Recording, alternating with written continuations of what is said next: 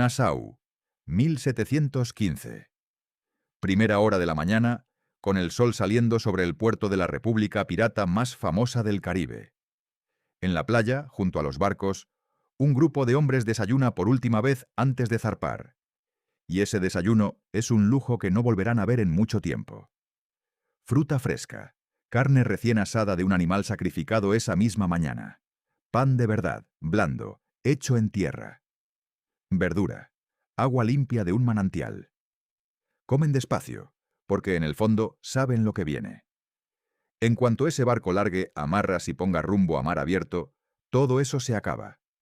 No hay neveras, no hay forma de guardar nada fresco. Cada bocado de comida de verdad que se llevan a la boca esa mañana es el último durante semanas, puede que meses.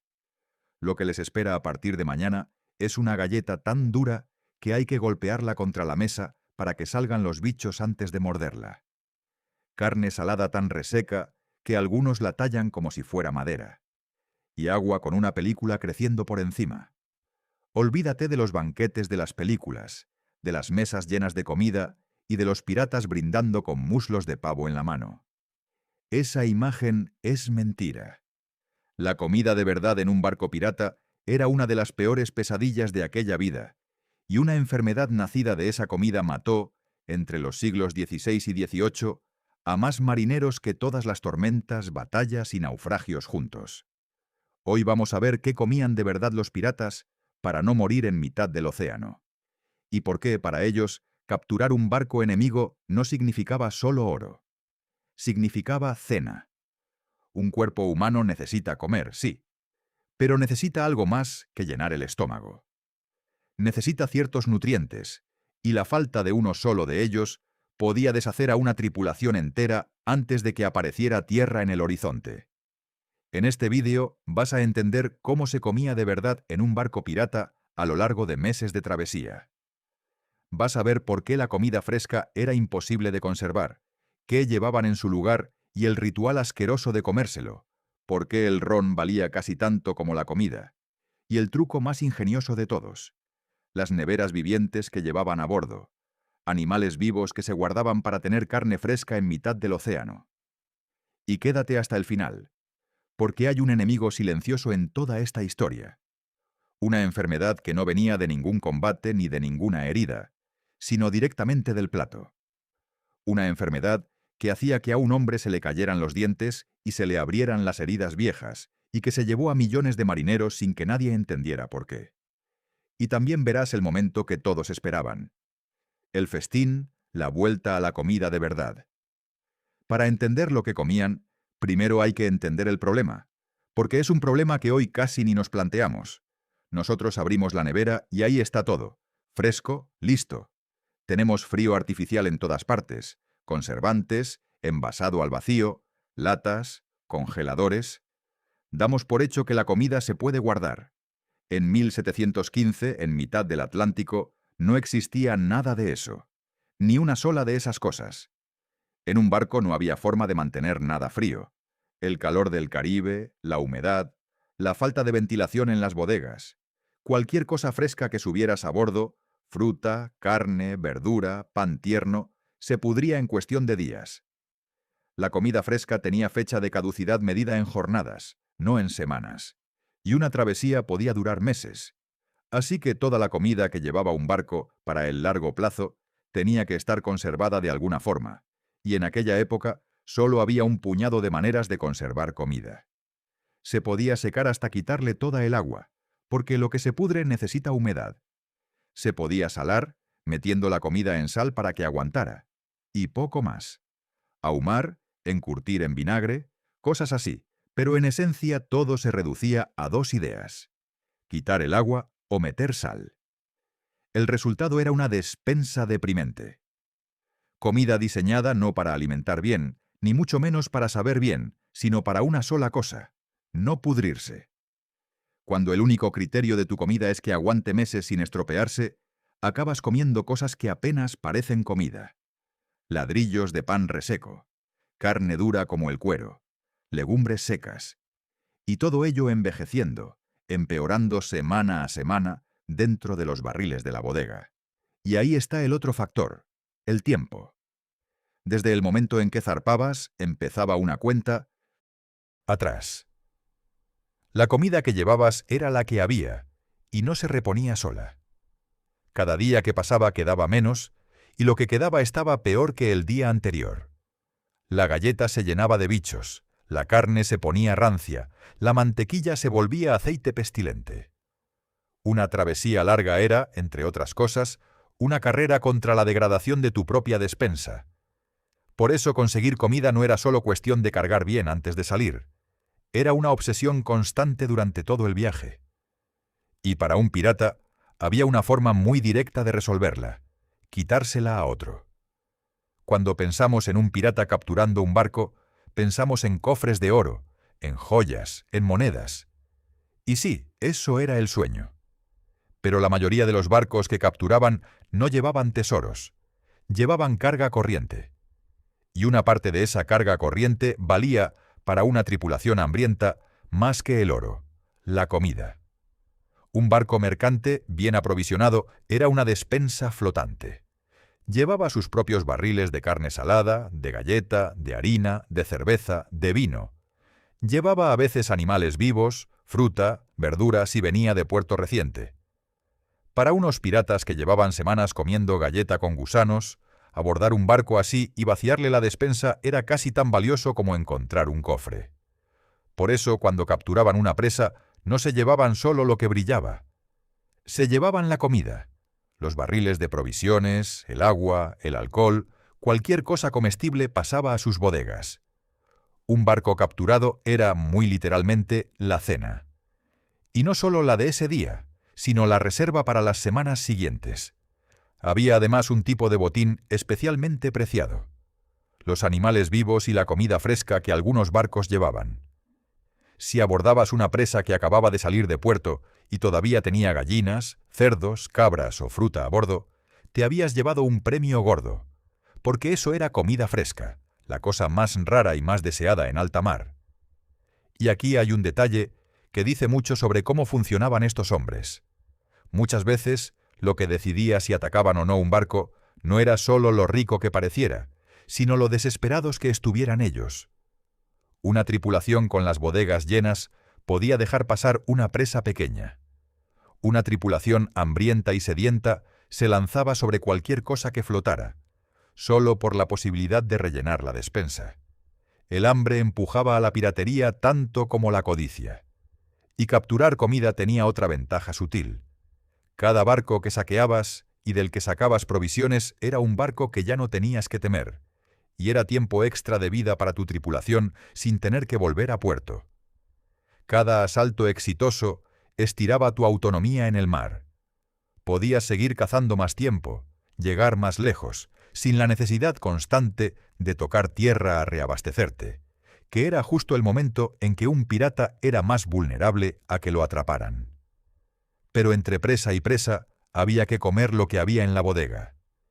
Y lo que había en la bodega empieza por la reina de la despensa pirata: la galleta. El pan de a bordo no era pan como lo entendemos, era la galleta, que en otros sitios llamaban bizcocho de mar. Una masa de harina y agua, sin apenas nada más, cocida hasta dejarla completamente seca y dura como una piedra. Y esa dureza era precisamente su virtud, porque sin agua dentro no se pudría. Podía durar años. El problema es lo que le pasaba con el tiempo y la humedad del mar. Se llenaba de vida. Gorgojos, pequeños escarabajos que ponían sus larvas dentro y gusanos que se abrían camino por la masa reseca. Una galleta vieja podía estar literalmente habitada. Y aquí es donde aparece uno de los rituales más famosos y más asquerosos de la vida en el mar. Los marineros golpeaban la galleta contra la mesa antes de comérsela. Un par de golpes secos y de dentro salían los bichos, que se sacudían para poder darle un mordisco con menos compañía. Otros preferían no complicarse y comer en la penumbra, a media luz o de noche, para no ver lo que se estaban llevando a la boca. Lo que no ves no te quita el hambre. Había hasta un humor negro alrededor de esto. Los gusanos y los gorgojos, decían algunos medio en broma, eran proteína extra. Y en cierto modo tétrico tenían razón, porque en una dieta tan pobre Aquellos bichos añadían algo de alimento. Pero que un hombre bromee con comerse los gusanos de su pan te dice todo lo que necesitas saber sobre el nivel de aquella comida. Para hacer la galleta más tragable, la mojaban. En agua, en el caldo de la carne, en cerveza, en lo que hubiera, para ablandarla y poder masticarla sin partirse un diente. Porque seca del todo era casi un arma. Había marineros que perdían dientes intentando morder una galleta especialmente dura, y en una boca ya castigada por la mala alimentación, eso era un problema serio. La galleta era la base de todo, el sustento diario, la barriga llena a falta de algo mejor. Pero un hombre no vive solo de harina reseca. Necesitaba proteína, grasa, algo con lo que trabajar de sol a sol tirando de cabos. Y ahí entraba la otra gran protagonista de la bodega. La carne salada. La carne de a bordo era salazón. Buey o cerdo troceado y metido en barriles con enormes cantidades de sal, que le sacaba el agua y le impedía pudrirse. Así conservada, aguantaba muchísimo tiempo. Demasiado, casi. Porque esa carne, después de meses en el barril, se convertía en algo que apenas recordaba a la carne. Dura, reseca, correosa, con un color y un olor que no invitaban a nada.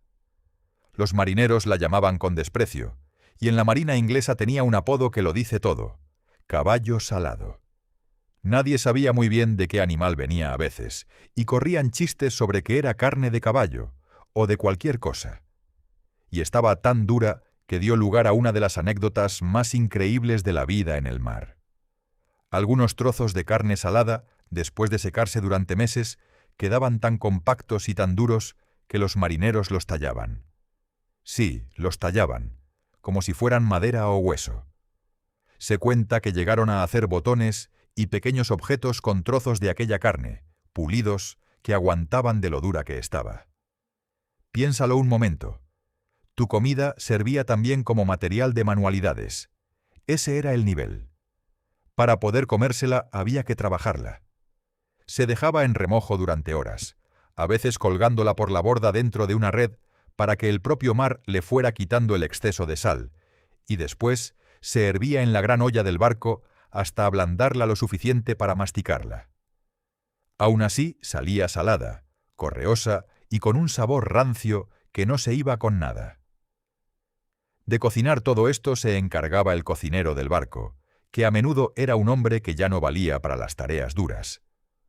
Un marinero viejo, o uno que había perdido un brazo o una pierna en un combate y al que se le daba ese puesto para que siguiera siendo útil. En su gran olla hervía la carne, la galleta rota, los guisantes secos y lo que hubiera, y salía una especie de potaje espeso y grisáceo que era, muchos días, la única comida caliente de la tripulación. Y encender ese fuego para cocinar tenía sus propias reglas y sus propios peligros, porque un fuego en un barco de madera era siempre una amenaza. Con mala mar la cocina se apagaba por seguridad, y entonces se comía la galleta y la carne frías y a palo seco. Un festín, desde luego, no era. Suscríbete si te está gustando el vídeo. Con una comida así de mala, hay una cosa que se vuelve sorprendentemente importante a bordo. Y no es exactamente comida. Es la bebida, el alcohol. En los barcos se bebía muchísimo, y no era solo por vicio. Tenía varias funciones muy concretas. La primera ya la hemos visto en otros vídeos. El agua se pudría en los toneles, y mezclarla con ron, cerveza o vino la hacía tragable y mataba parte de los bichos. La segunda es que el alcohol tiene calorías, energía pura, y en un cuerpo mal alimentado, cualquier caloría era combustible. El ron era, en cierto modo, comida líquida. Pero había una tercera función, y es quizá la más interesante. El ron mantenía el orden. Imagina a un grupo grande de hombres duros, armados, hacinados en un espacio diminuto, agotados, mal comidos, muchos con un pasado violento, semanas sin pisar tierra. Ese barco es un polvorín humano. Y la ración diaria de alcohol era una de las pocas cosas que mantenían la moral a flote y a la tripulación medio contenta. Era un pequeño placer garantizado cada día, algo que esperar, un momento de alivio en una vida durísima. Por eso el reparto del alcohol se tomaba tan en serio. La ración de ron era casi sagrada, y quitársela a un hombre como castigo, o aguar su ración, era una de las penas que más dolían a bordo. Un capitán listo sabía que su tripulación aguantaba mucho, pero que tocarles el ron era jugar con fuego. En algunos barcos, el reparto justo del alcohol estaba tan cuidado como el 26%, reparto del botín. Ese pequeño trago diario ordenaba la vida a bordo mejor que muchos castigos. Mantenía a los hombres funcionando, calmaba los nervios, hacía la comida horrible un poco más soportable. En un mundo sin apenas placeres, controlar el acceso al único placer fiable era una herramienta de mando poderosísima. La ración de ron mantenía el orden mejor que ningún látigo, y aún así, ni el ron, ni la galleta, ni la carne salada resolvían el problema de fondo. Todo eso era comida muerta, conservada, sin vida. Lo que un cuerpo necesitaba de verdad, y lo que no había forma de guardar, era comida fresca. Salvo que a alguien se le ocurrió una forma brillante de guardarla. ¡Viva! Aquí está el truco más ingenioso de toda la despensa pirata, y la respuesta a un problema imposible. Si no puedes conservar la carne fresca, no la mates hasta que la vayas a comer. Llévala viva. Los barcos cargaban animales vivos, gallinas en jaulas, que daban huevos frescos hasta el día en que acababan en la olla. Cabras que además daban leche. Cerdos. A veces alguna vaca en los barcos más grandes. Todos esos animales viajaban vivos en una zona de la cubierta, comiendo las sobras y los restos, y se iban sacrificando poco a poco a lo largo de la travesía. Eran literalmente carne fresca autopropulsada. Una nevera que caminaba y se alimentaba sola. Pero el animal estrella, el que convierte esta historia en algo único de los mares tropicales, era otro. La tortuga marina. En el Caribe, los bucaneros y piratas descubrieron que la tortuga de mar era el alimento perfecto para el largo plazo. Grandes, abundantes en ciertas zonas, llenas de carne, y con una propiedad que las hacía milagrosas. Podían mantenerse vivas a bordo durante semanas con muy pocos cuidados. Las capturaban cuando salían a las playas, o cuando las encontraban en el agua, las subían al barco, y las guardaban vivas, muchas veces tumbadas boca arriba sobre el caparazón, donde no podían moverse ni escapar. Y ahí, boca arriba en la cubierta o en la bodega, la tortuga aguantaba viva mucho tiempo, sin apenas comer ni beber. Cuando la tripulación quería carne fresca, sacrificaban una. Carne recién muerta, fresca de verdad, en mitad del océano, semanas después de haber salido de tierra. Una nevera viviente en el sentido más literal. Mantenías la comida fresca simplemente no dejándola morir hasta el último momento. La carne de tortuga se hizo tan famosa entre la gente de mar que se convirtió casi en un símbolo de aquella vida. Los relatos de los bucaneros están llenos de referencias a las tortugas como sustento básico. Uno de los grandes cronistas y navegantes de la época, William Dampier, que vivió entre bucaneros y escribió sobre todo lo que veía, dejó descripciones muy detalladas de cómo se cazaban y se guardaban las tortugas para comer, y de lo mucho que dependían de ellas las tripulaciones. Había zonas del Caribe, como ciertas islas, famosas precisamente por sus tortugas, y los barcos hacían escala allí a propósito para cargar este alimento vivo. Y la tortuga no daba solo carne, daba también grasa, que se usaba para cocinar y que era otro bien escaso a bordo, y huevos cuando cazaban a las hembras que salían a desovar a las playas. Un solo animal de buen tamaño podía alimentar a media tripulación, y no había que gastar ni sal ni espacio de bodega en conservarlo, porque se conservaba solo, respirando.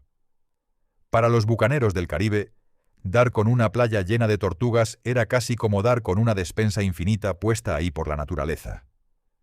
Piénsalo bien, porque es una idea preciosa dentro de toda esta miseria.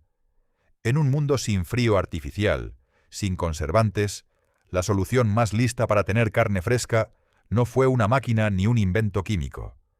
Fue aprovechar que un animal, mientras está vivo, mantiene su propia carne fresca. dejar que la biología hiciera el trabajo que la tecnología no podía hacer. Las tripulaciones convertían su cubierta en un pequeño corral flotante, y con eso le robaban unas semanas más a la falta de comida fresca. Había incluso quien pescaba para completar la dieta. Cuando el barco estaba parado o navegaba despacio, se echaban sedales por la borda, y con suerte caía algún pez grande, un atún, un dorado, incluso algún tiburón, que se repartía fresco entre la tripulación. Las aves marinas que se posaban en el aparejo también acababan en la olla si alguien era rápido. Todo lo que sé. Pudiera cazar o pescar en mitad del mar era un respiro contra la monotonía mortal de la galleta y la sal. Pero el mar no siempre daba, y no se podía contar con ello. La pesca era la lotería. Las tortugas y la salazón eran el plan. Pero ni las tortugas ni las gallinas alcanzaban para todos ni para siempre. Tarde o temprano, en una travesía larga, se acababa lo fresco.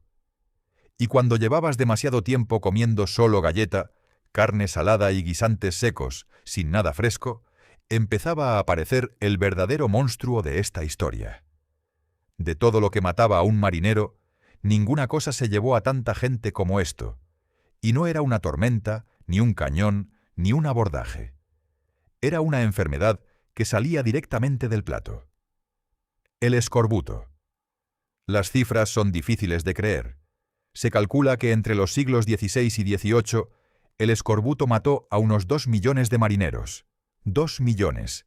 Más que las tormentas, los naufragios y los combates navales juntos. Fue, con muchísima diferencia, la mayor causa de muerte en el mar durante la era de la vela. Y todo por una carencia en la comida. ¿Qué es el escorbuto? Es lo que le pasa al cuerpo humano cuando pasa demasiado tiempo sin vitamina C. Esa vitamina está en la fruta y la verdura fresca, justo lo que era imposible conservar a bordo. El cuerpo humano no sabe fabricarla ni almacenarla mucho tiempo, así que necesita reponerla comiendo. Sin fruta ni verdura fresca durante semanas o meses, las reservas se agotan, y entonces empieza el horror. Y es un horror lento y preciso. La vitamina C es necesaria para que el cuerpo fabrique colágeno, la sustancia que mantiene unidos los tejidos, la piel, los vasos sanguíneos, las encías, las cicatrices. Sin ella, el cuerpo empieza literalmente a descoserse. Primero llega el cansancio extremo, un agotamiento que no se va con el descanso. Después las encías se hinchan, se ponen esponjosas, se vuelven moradas y empiezan a sangrar.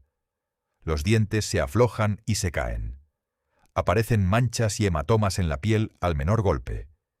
Y luego viene lo más siniestro de todo, las heridas viejas, cicatrices de años atrás, de combates pasados, se vuelven a abrir, como si el tiempo corriera hacia atrás y el cuerpo deshiciera todo lo que había reparado. Un hombre con escorbuto avanzado era un cadáver que todavía respiraba. Y lo más trágico es que nadie sabía por qué pasaban ni cómo curarlo. Durante la edad de oro de la piratería, el escorbuto era un misterio aterrador. Se culpaba al aire del mar, a la humedad, a la pereza, a 1000 cosas equivocadas.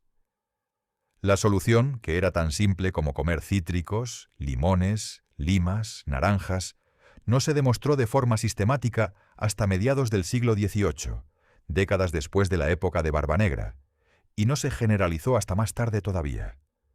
Los piratas de 1715 estaban a ciegas frente a la enfermedad que más los mataba. Por eso el escorbuto podía deshacer una tripulación entera. No de golpe, sino poco a poco, hombre a hombre.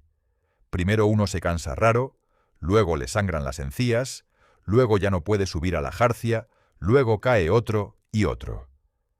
Una travesía demasiado larga sin tocar tierra podía convertir un barco lleno de hombres fuertes en un barco de enfermos incapaces de manejar las velas. Y un barco que no puede maniobrar en mitad del mar está muerto. Muchas naves que aparecieron a la deriva, con tripulaciones agonizantes o muertas, no las había vencido ningún enemigo. Las había vencido la falta de una fruta. Y aquí hay una crueldad añadida que hace el escorbuto todavía más trágico. La cura estaba, muchas veces, al alcance de la mano, y no la veían. Bastaba con comer cítricos, o verdura fresca, o hierbas verdes que crecían en cualquier isla, para que un hombre a las puertas de la muerte se recuperara en cuestión de días, casi como por milagro. Hubo tripulaciones que se curaron sin entender por qué, simplemente porque tocaron una costa y se hartaron de fruta. Y hubo médicos y capitanes que se acercaron a la respuesta correcta y luego la perdieron, porque sin entender la causa, la sabiduría se olvidaba de una generación a la siguiente. La solución existía, flotaba en el aire, y aún así el escorbuto siguió matando durante siglos por pura ignorancia. Para un pirata de 1715 era una ruleta silenciosa. Si la travesía se alargaba demasiado, empezaba a jugarse la vida sin saber siquiera contra qué jugaba. Contra esto, la única defensa real era llegar a Saint-Osyenta, tierra. Y por eso el momento más esperado de cualquier travesía era el que cierra esta historia. Imagina lo que era, después de semanas o meses de galleta con gusanos, carne salada y agua verde, avistar tierra por fin. Una costa, una isla, un puerto. Para un marinero, aquello no era solo el fin de la travesía. Era la promesa de volver a comer como un ser humano. En cuanto tocaban tierra, la prioridad junto con el agua era la comida fresca. Fruta, sobre todo, que además, aunque ellos no supieran el porqué, empezaba a curarles el escorbuto en cuestión de días, casi como por milagro. Verdura, carne recién sacrificada, pan tierno, todo aquello que llevaban tanto tiempo soñando. Y cuando podían, se daban un festín de verdad. Los relatos de la época hablan de tripulaciones que, al llegar a una costa rica, se hartaban de comer hasta enfermar, incapaces de contenerse después de tanta privación. Cazaban animales en las islas, recogían fruta, asaban carne fresca en hogueras en la playa, comían y bebían hasta reventar. Era una explosión de vida después de la miseria del mar. Esos festines en tierra no eran solo comida. Eran una celebración de seguir vivos. La liberación después de semanas de racionamiento, de comer con miedo a que se acabara, de ver a los compañeros enfermar. Volver a hincar el diente en algo fresco y jugoso era para aquellos hombres uno de los mayores placeres que existían. Y explica bastante bien por qué los puertos piratas, sitios como Nassau, eran lugares de excesos brutales. Aquellos hombres compensaban en tierra, de golpe, todo lo que el mar les había negado. Pero el festín siempre tenía fecha de caducidad. Porque el mar volvía a llamar, había más presas que cazar y más botín que buscar, y en cuanto las bodegas se llenaban otra vez de galleta y de carne salada, la rueda empezaba de nuevo. Un último desayuno fresco en el puerto, las amarras soltándose y de vuelta al reino de la comida muerta y la cuenta atrás. Así que la próxima vez que veas a un pirata de película sentado ante una mesa repleta de comida, arrancando de un muslo de pavo con una jarra en la otra mano, acuérdate de cómo era de verdad. Acuérdate de la galleta golpeada contra la mesa para que salieran los gusanos, de la carne tan dura que se tallaba como madera, del agua con una capa creciendo por encima, de la tortuga boca arriba en la cubierta esperando su turno, de las encías sangrando y los dientes cayéndose por la falta de una simple fruta. La comida fue una de las cosas que más definió la vida de un pirata, mucho más que el oro. Gobernaba sus rutas, porque tenían que buscar sitios donde reabastecerse. Empujaba sus ataques, porque el hambre cazaba tanto como la codicia. Marcaba el reloj de cada travesía, porque cada día que pasaba la despensa estaba peor, y el escorbuto acechaba más cerca. Y decidía muchas veces quién volvía a ver tierra y quién no. Aquellos hombres se enfrentaron a un problema que a nosotros nos resulta casi imposible de imaginar, con una nevera siempre a mano. Cómo alimentar a decenas de personas durante meses en mitad de la nada, sin frío, sin conservantes, sin nada fresco. Y lo resolvieron a base de sal, de galleta de piedra, de tortugas vivas, de ron y de pura resistencia. No comían para disfrutar, comían para llegar vivos al día siguiente, y al siguiente hasta que apareciera una costa en el horizonte. El tesoro de las películas brillaba. El tesoro de verdad, el que de verdad buscaban cada día aquellos hombres, muchas veces era simplemente algo fresco que llevarse a la boca. Si has llegado hasta aquí, suscríbete si te ha gustado el vídeo y dime en los comentarios: ¿serías capaz de comer galleta con gorgojos con tal de sobrevivir? Nos vemos en la próxima ruta.